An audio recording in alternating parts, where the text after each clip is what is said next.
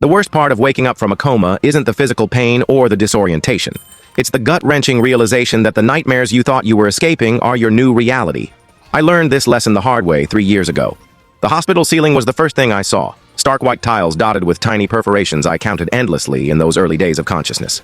Then came the sounds. The rhythmic beep of machines, the soft squeak of nurses' sneakers on polished floors, the muffled voices just beyond my door. Each one was a reminder that I wasn't dreaming, that the fragmented memories, metal grinding against metal, glass splintering, my own desperate cries, were all too real. My name is Nathan. I was 26 when a drunk driver turned my Toyota Corolla into a twisted wreck on a rainy Tuesday night.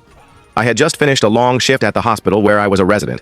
My medical career was soaring, top of my class, research prospects on the horizon, and a prestigious fellowship just months away. I remember pieces of that night, the shriek of tires, the deafening crunch of impact, the surreal weightlessness as my car tumbled down an embankment. In a strange, detached way, I thought, this is what dying feels like, as my body slammed against the seatbelt.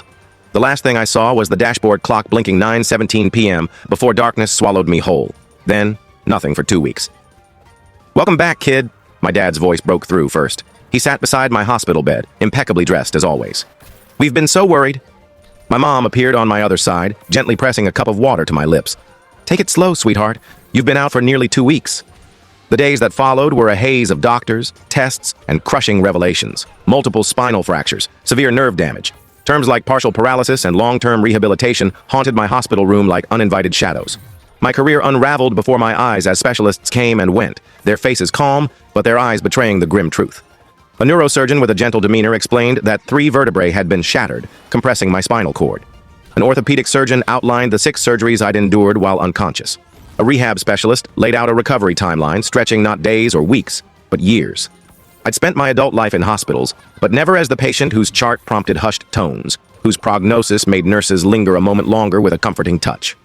"The good news," Dr. Harper said, forcing a hopeful tone, "is that the driver's insurance is paying out a substantial settlement, $600,000 to cover your ongoing care and recovery." "Dad, hold my hand," I mumbled. "We've got everything under control, kid," he said, squeezing my hand. "Just focus on healing." I should have noticed the glint in his eyes when he spoke. My sister Tessa swept in a week later with her boyfriend Kyle and her usual larger-than-life energy. "Look who's finally awake," she boomed, making my head pound.